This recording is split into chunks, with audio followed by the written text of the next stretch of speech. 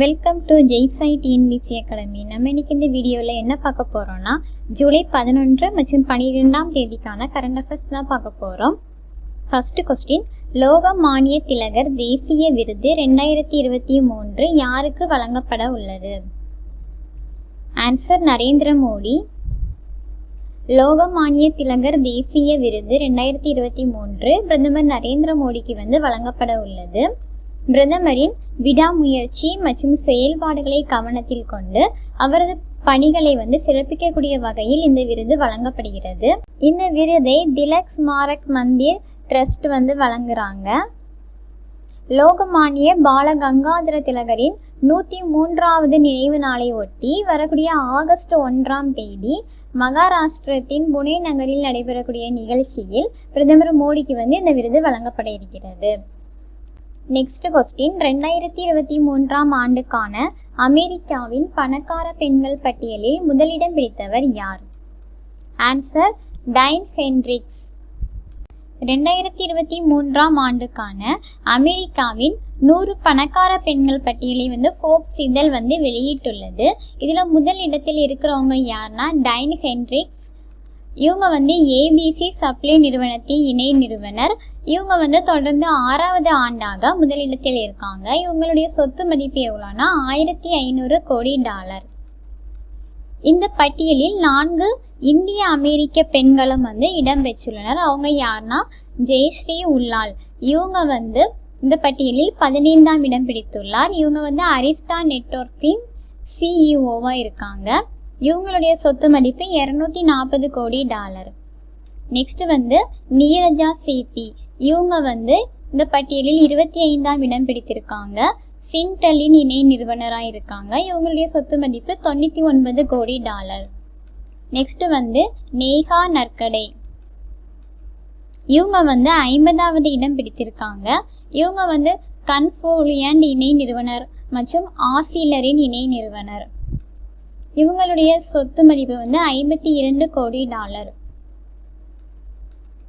Next Indira Nooyi. இவங்க 77வது இடம் பிடித்திருக்காங்க. இவங்க பெப்சி முன்னாள் சிஇஓ மற்றும் அமேசானின் இயக்குனர். இவங்களுடைய சொத்து மதிப்பு $35 கோடி. Next question, Canada open badminton போட்டியில் ஆடவர் ஒற்றையர் பிரிவில் சாம்பியன் பட்டம் வென்ற இந்தியர் யார்? ஆன்சர் லக்ஷயா சென்.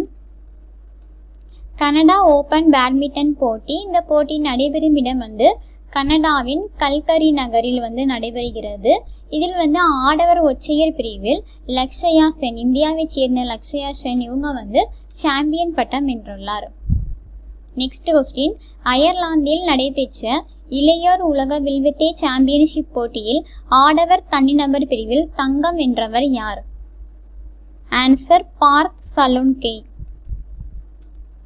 இளையோர் உலக வில்வித்தை சாம்பியன்ஷிப் போட்டி நடைபெற்ற இடம் அயர்லாந்தின் லிமெரிக் நகர். இதில் 21 வயதுக்கு உட்பட்ட ஆடவர் தனிநபர் பிரிவில் இந்தியாவை சேர்ந்த பார்த் சலுன்கே இவங்க தங்கப்பதக்கம் வென்றிருக்காங்க. அதே மாதிரி 21 வயதுக்கு உட்பட்ட மகளிர் தனிநபர் பிரிவில் பாஜா கவுர் இவங்க வெண்கல பதக்கம் வென்றிருக்காங்க. நெக்ஸ்ட் கொஸ்டின், நாட்டிலேயே முதல் முறையாக செயற்கை நுண்ணறிவு தொழில்நுட்பத்தில் உருவாக்கப்பட்ட மெய்நிகர் பெண் செய்தி வாசிப்பாளரை அறிமுகம் செய்த மாநிலம் எது? ஆன்சர் ஒடிசா.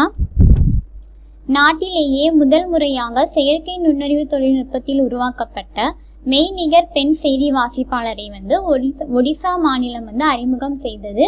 இந்த செயற்கை நுண்ணறிவு பெண் செய்தி வாசிப்பாளருடைய பெயர் என்னதுன்னா லிசா.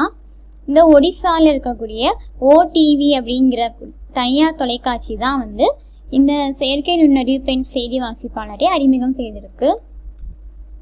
இந்த ஓடிவி அப்படிங்கிறது பிராந்திய அளவில் இலவச சேனலாக செயல்பட்டு வருகிறது. இந்த ரோபோ, இந்த லிசா ரோபோ இது ஆங்கிலம் ஒடியா ஆகிய 2 மொழிகளில் பேசக்கூடிய வகையில் வடிவமைக்கப்பட்டுள்ளது. தொலைக்காட்சியில் இந்த லிசா தான் முதல் பெண் மெய்நிகர் செய்தி வாசிப்பாளர் ஆவார். நெக்ஸ்ட் கொஸ்டின், உலக மக்கள் தொகை தினம் எந்த நாளில் அனுசரிக்கப்படுகிறது? ஆன்சர் ஜூலை 11. ஜூலை 11 உலக மக்கள் தொகை தினம். 1987 ஆண்டு முதல் ஒவ்வொரு ஆண்டும் வந்து ஜூலை 11ஆம் தேதி உலக மக்கள் தொகை தினம் அனுசரிக்கப்பட்டு வருகிறது. இந்த ஆண்டு அதாவது ஜூலை 11, 2023ஆம் ஆண்டு வந்து 37வது உலக மக்கள் தொகை தினமாகும். இந்த ஆண்டுக்கான கருப்பொருள் என்னதுன்னா, ஆண் பெண் சமம் என்பதன் சக்தியை உணர்வது, உலகின் எல்லையற்ற சாத்தியக்கூறுகளை திறக்க பெண்கள் மற்றும் பெண் குழந்தைகளின் குரலை மேலோங்க செய்வது. இதுதான் இந்த ஆண்டுக்கான கருப்பொருளாக உள்ளது. நெக்ஸ்ட் கொஸ்டின், பாரிஸ் ஒலிம்பிக் போட்டிக்கான தகுதி சுற்று ஆட்டங்களை நடத்த சர்வதேச ஹாக்கி சம்மேளனம் எந்த நாட்டை தேர்வு செய்துள்ளது? ஆன்சர் பாகிஸ்தான். பாரிஸ் ஒலிம்பிக் போட்டிக்கான தகுதி சுற்று ஆட்டங்களை நடத்த சர்வதேச ஹாக்கி சம்மேளனம் வந்து பாகிஸ்தானை தேர்வு செய்துள்ளது. அதன்படி 2024ஆம் ஆண்டு ஜனவரி 13 முதல் 24ஆம் தேதி வரைக்கும் லாகூரில் ஒலிம்பிக் போட்டிக்கான தகுதி சுற்று ஆட்டங்கள் வந்து நடைபெறும் சொல்லி சொல்லியிருக்காங்க. நெக்ஸ்ட் கொஸ்டின், ஜிஎஸ்டி கவுன்சிலின் 50வது கூட்டம் நடைபெற்ற இடம்? ஆன்சர் டெல்லி. ஜிஎஸ்டி கவுன்சிலின் 50வது கூட்டம் மத்திய நிதியமைச்சர் நிர்மலா சீதாராமன் தலைமையில் டெல்லியில் ஜூலை 11 வந்து நடைபெற்றது. இந்த கூட்டத்தில் வந்து இணையவழி விளையாட்டுகள், குதிரை பந்தயங்கள், கேசினோ விளையாட்டுகளுக்கு 28% ஜிஎஸ்டி வந்து விதிக்கப்படும் சொல்லி சொல்லியிருக்காங்க. அதே மாதிரி எம்யூவி வகை கார்களுக்கு 22% ஜிஎஸ்டி விதிக்கப்படும் சொல்லியிருக்காங்க. அதே சமயத்தில் செடான் வகை கார்களுக்கு வந்து ஜிஎஸ்டியிலிருந்து விலக்கு அளிக்கப்பட்டுள்ளது. இப்போ வந்து ஜிஎஸ்டியிலேருந்து எதுக்கெல்லாம் விலக்கு அளித்திருக்காங்கன்னு சொல்லி பார்க்கலாம். தனிநபரால் இறக்குமதி செய்யப்படக்கூடிய டைனடக்சிமேப் புற்றுநோய் மருந்துக்கு வந்து ஜிஎஸ்டியிலேருந்து விலக்கு அளித்திருக்காங்க. அதே சமயத்தில் வந்து தனியார் நிறுவனங்கள் வழங்கும் செயற்கைக்கோள் ஏவுதல் சேவைகளுக்கும் ஜிஎஸ்டியிலேருந்து விலக்கு அளிக்கப்பட்டுள்ளது.